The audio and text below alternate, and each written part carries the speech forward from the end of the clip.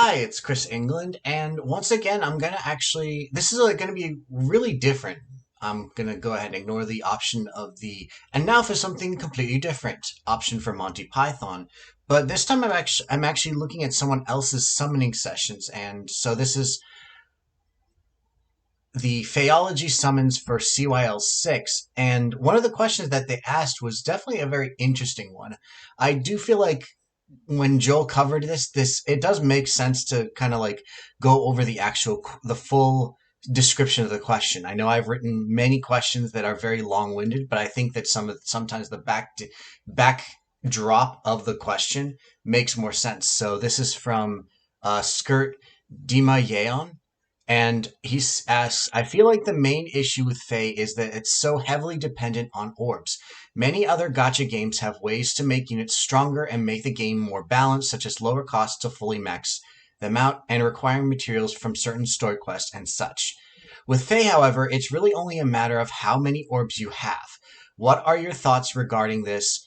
That one of the main issues regarding Fae is that it is far too dependent on one currency, which is available for in-app purchases. And I'm going to go ahead and break down, at least from my perspective as someone who's been playing the game for not first day. I did actually take a 2-year break because I was getting sick of the game, and this is probably why. But let's take a look at what his answer was.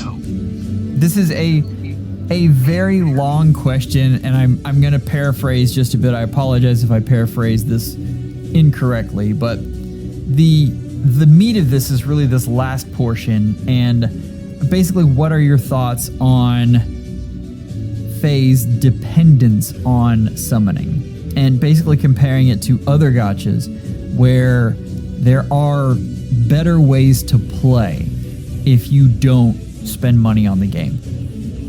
I would like to mention here that, first off, in defense of Fae, that really doesn't need that much defense, but they do offer a lot of orbs. If you look at it compared to other game modes, they are fairly generous with that, but that doesn't change the fact that they are still, a lot of what they do still sometimes feels a bit predatory, and I would agree with that. The core of the issue is what this is based on with its IP, and that is longtime fans of the Fire Emblem franchise wanting to see their favorites in the game, and that means that they are constantly releasing units. If you look at these units, if you look at these games that aren't as reliant on summoning, the thing that happens is they release, I'm using a random example here. They release like 6 to 12 units in a year. Fae is releasing 8, actually 9 per month. Like, that's hard. And so it definitely creates this feeling like you're always supposed to be spending orbs. The biggest way they could fix that is by not releasing as many units. And I'll be honest, I would be on board with this. I know a lot of folks would be sad that they wouldn't see as many of their favorites, but I feel like they could take those few units and really focus on them and spend time with their design. As is, I mean, we get these banners and relevant units. I mean, the banner maybe has 1 or 2, and the others you have to work kind of hard to get them to be relevant. That's not always the case. There are definitely some exceptions. This Brave banner is one of them. I think this Brave banner is very flat in that all of the units are about the same power level. I do believe that Crom and Byleth are a little step above, but I think it would be very easy to use these units. But yeah, that's my main thought. I really believe that Fae would have to slow down the amount of units released and the power creep. This is amazing for another reason. I am not merging this unit. I want this attack defense ideal so badly. Oh man, I have plans for that. Very, very excited. So I'm actually going to go ahead and end the video there. So what he mentions is that Faye is definitely very generous with orbs. I do see orb trackers, and I think on average we're seeing about 315 to 320 in terms of free to play orbs per month. This is ignoring Faye Pass. Faye Pass may give you a little bit more, but the big thing is that while they're being generous, they're not really being they're only being generous with the number of orbs. The number of orbs really doesn't have an effect on the number of summons. So each circle, if we go back to say this may be So one of the it actual images definitely that creates does. this feeling like you're always So you have 5 stones. The first one costs 5, next 3 costs 4, and then if you're really willing to go for the last one, it costs 3. So a 20 orb circle. And then you have the chance of legitimately pulling a great 5-star round. I saw someone pull a full 5-star circle on Facebook, but that is one of the rarest things. I would say that if you do that, you should probably try and buy a couple of lottery tickets. Uh, but I think in general, you will get about 80 summons from the actual orbs that you get without having to purchase any. And that's if you go the full route. Now, there are probably cases in which if you're betting on it, it's a little bit less, maybe by a couple points, maybe somewhere around, but usually around 300. So 300 would get you about 15 full circles. And that's the thing. That will only get you one guaranteed 5-star since you get the 40 pulls from the uh, new banners. But the other thing is that the real predatorial thing, and I will say that every gacha inherently is predatorial, but the difference is how that predatorial aspect is implemented into the game. Some games will, like Fate Grand Order, I think, has like one of the lowest pull rates in the entire world, I think. I wouldn't be surprised if there are worse out there, but from what I understand, it is one of the lowest pull rates in terms of gacha. So I've heard of horror stories where people will spend like $10,000 and not pull a single 5-star servant. I do know that they have gotten better, but that's a different thing. The thing about this is that if you're only guaranteed that one 5-star, and let's actually take a look at something a little bit different. Let's go ahead and take a look at one of the new heroes. This is going to be the new book heroes, where you have the Florina's kit, where she comes with not only 2 very good skill sets, so a joint, two 4 tier 4 kits. Granted, attack speed push 4 is way too common to be considered a tier 4, but it is still. And also a trace skill, which so far is only on just 5-stars in general. Then you move on to some of the actual units in the banner. You have Sane, and he not only has a brand new catch skill, so he's the first one to ever get this, but he has Flow Refresh. From what I remember, this is a skill that's only been available on, I believe, seasonals, maybe a legendary. I know that there are definitely units that have more, and he also comes with a Rally Up. Then we move on to then I'm going to skip Kent for now and go on to Letizia. So once again, 2 force, a trace skill, and then also 2 tier 4 skills, including a brand new tier 4 skill in the Rouse Attack Res 4. Meanwhile, if you look at Kent's kit, he doesn't have anything really impressive. He has Allied Sword, which we've seen before on both Karine and Zealot is actually for their weapon types. Reposition still is really good, but what is very interesting is that he does have 2 very less used skills: attack speed bond 3, and then speed defense snag 3. And the snag 3 is his 4-star tier 3, which means that you don't have to go feathers into getting that skill, whereas you do have to do that for bond. The funny part is that we actually already have a unit that has speed defense snag 3 as a 4-star, and that's the Desert Dean. Now, granted, he has some other skills that are probably more worthwhile, but that is a very interesting thing from the perspective of mine. But if you notice that a lot of the more premium skills are locked to the 5-star only. And since the 5 stars are very low in terms of pull rates, I know that there are people who have gotten like really good luck. It's very, very hard for a lower end player to validate foddering off a really good unit just to get a skill, especially with how it is now. So one of the other things that I would probably compare this to in general is I play another game called Azur Lane, and Azur Lane on base will give you 164 cubes per month. So that's just basic with the month bonuses, the weekly goal sets, and then the daily 3 to 4 cubes each day.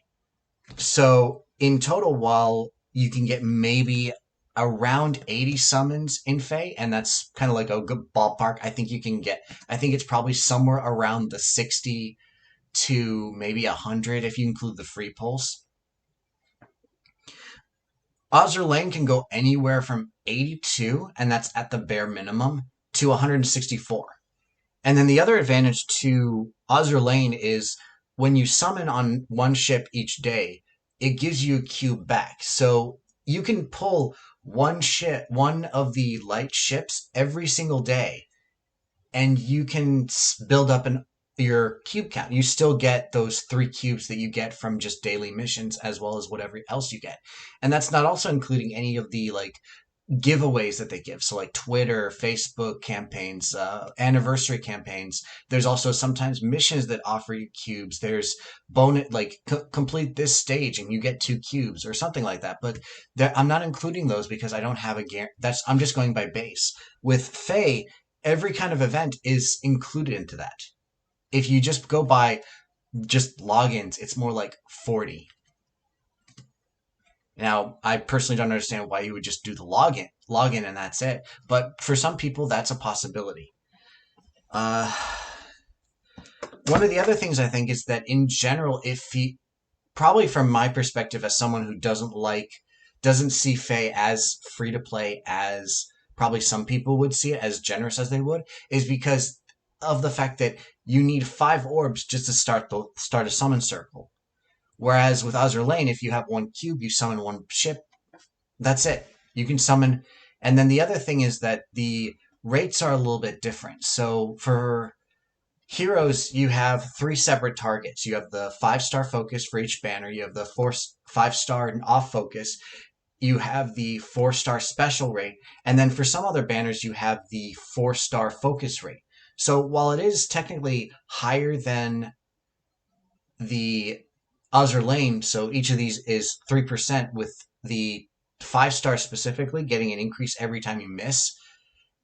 Azur Lane's is set at 7%, with events giving you, I think, 2% for the ones that you have to pull, a 0.5% for the one that you can get either as a drop or in the point shop, as well as if they offer a ultra rare ship, that's a 1.2%. And I'm pretty sure that that's actually part of the actual goalpost. I don't think they actually put the 2% into the super rare, because that would mean that people who get like 5 copies within the event would be very, very lucky. But I also think it's also the fact that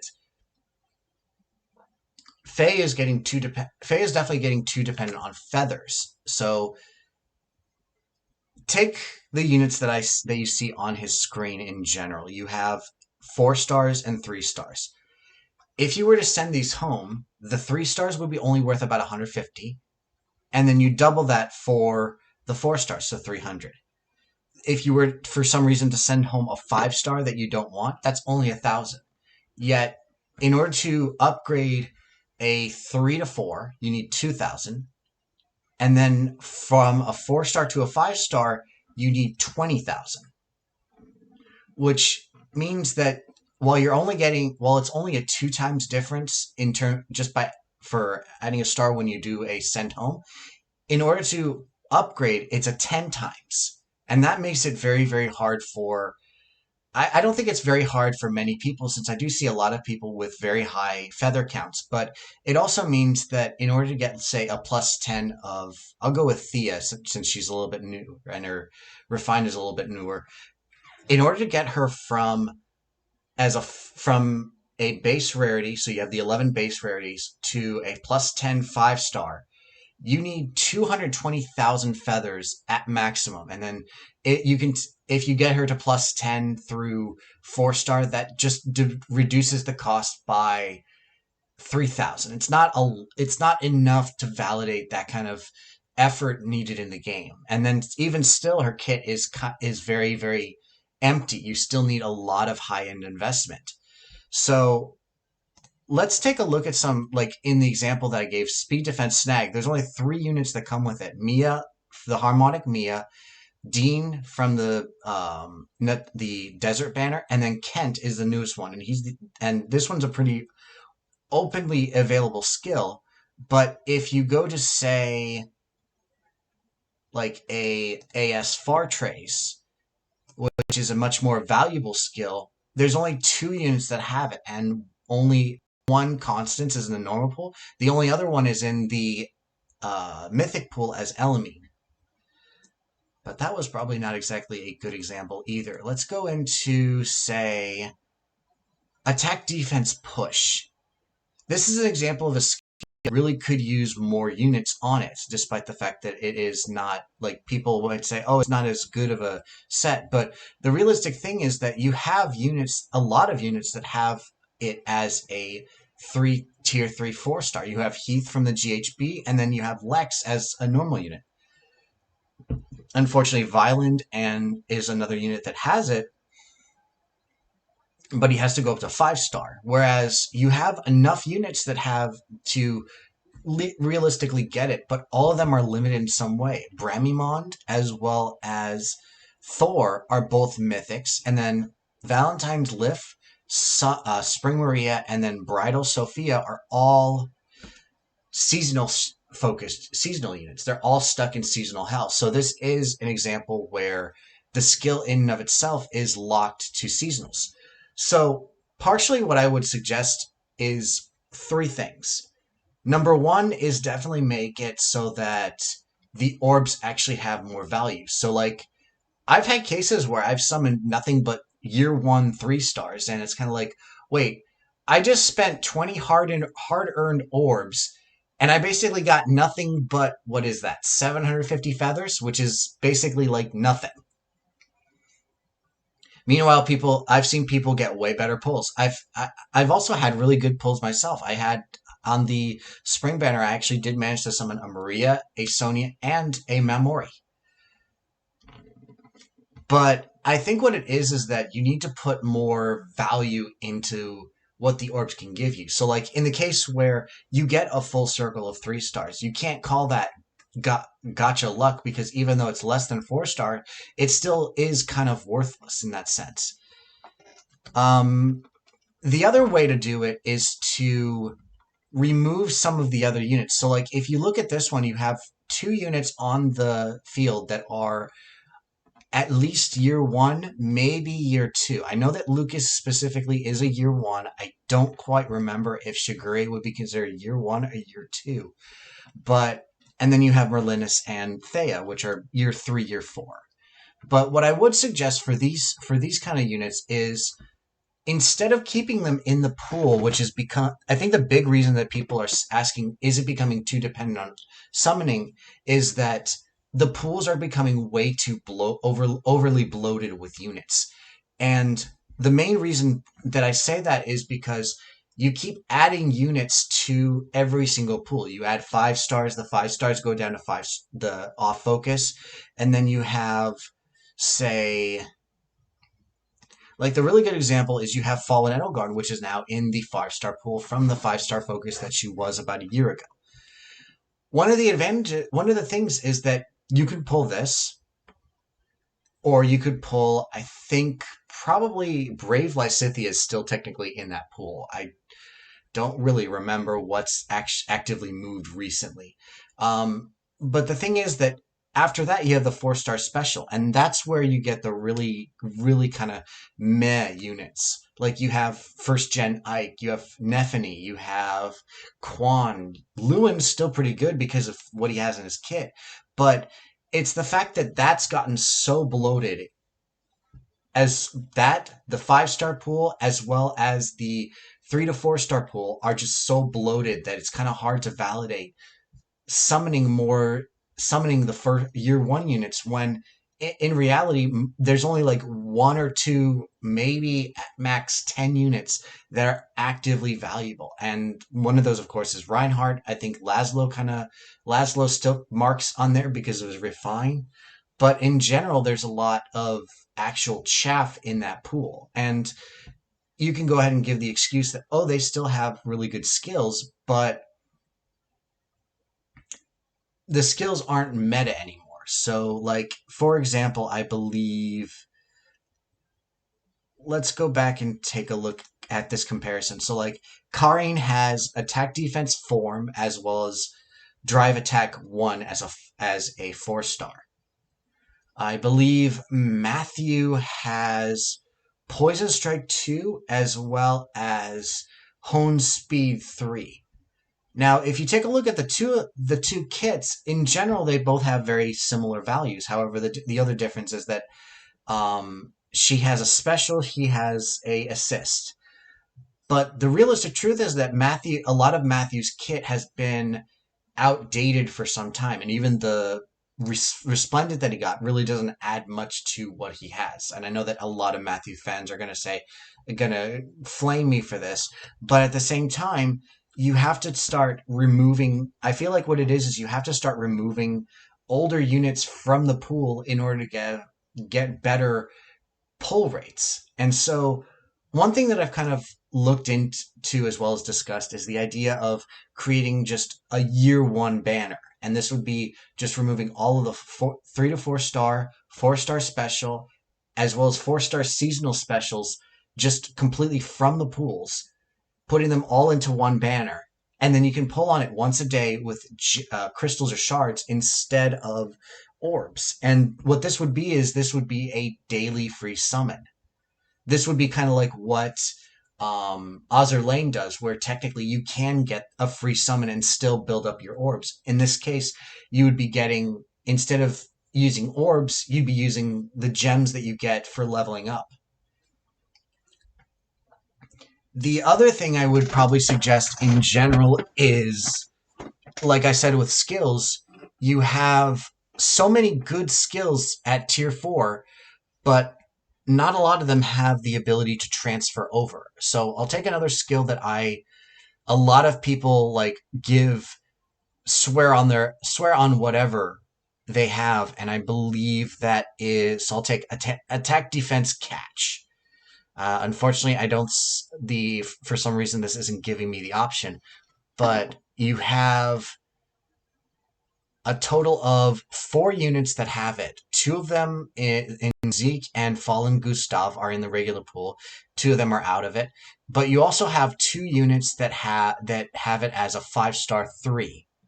So in comparison, and unfortunately does not want to give me it, so I'm just going to go with see if solo gets me there. Actually, that's another good choice. Like, you have, once again, this is the only way to get it is Dusel in the normal pool.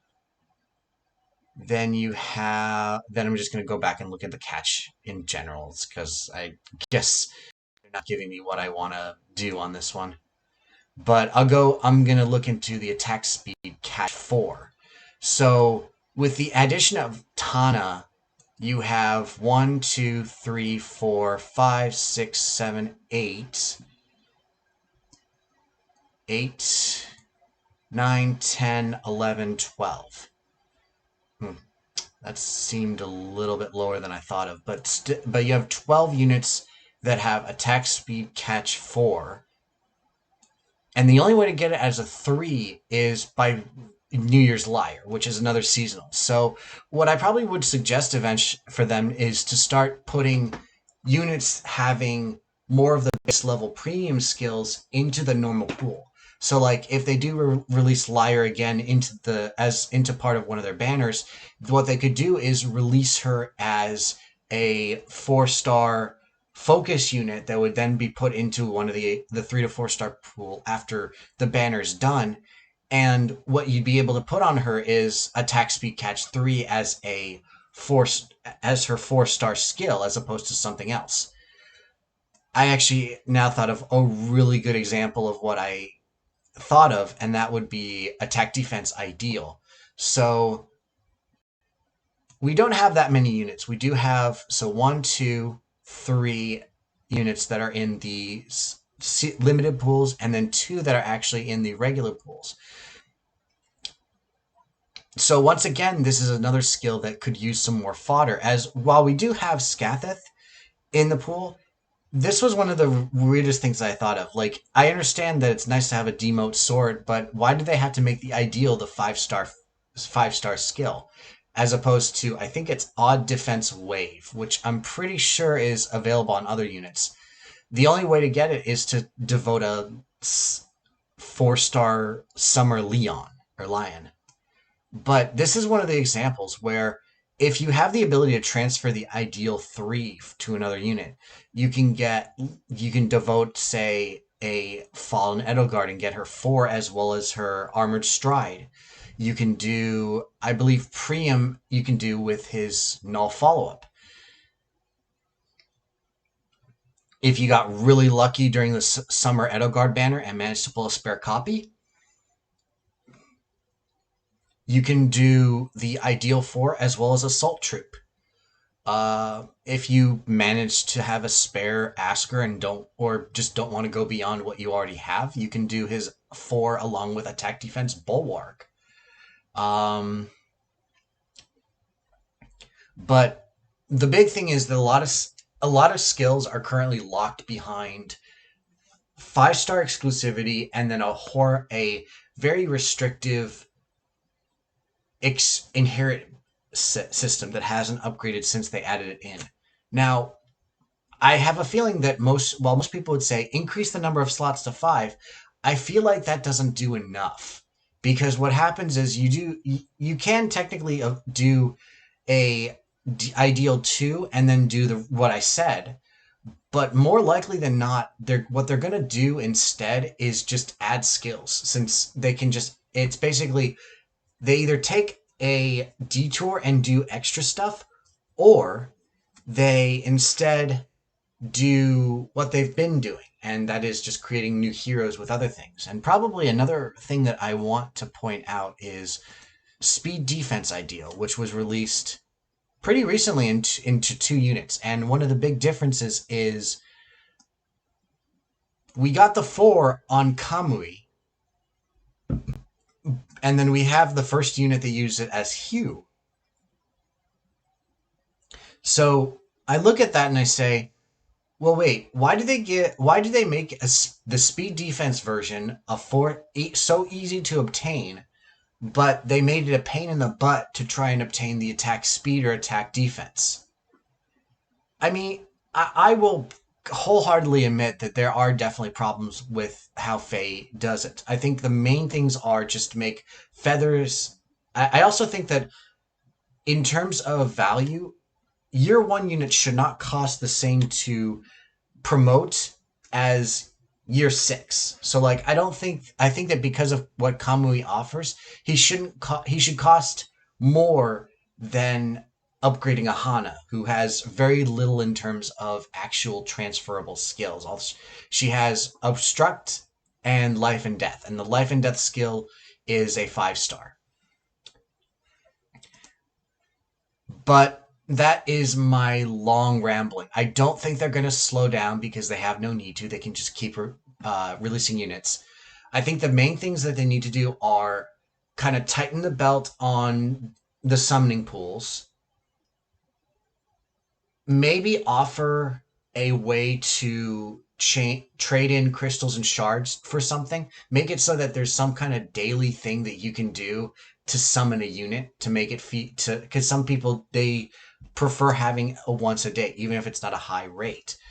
And then the other thing would be to add in more skills in total, like more opportunities to obtain the higher tier stuff as opposed to just having it locked on 5 stars or having most of the skill locked on 5 star.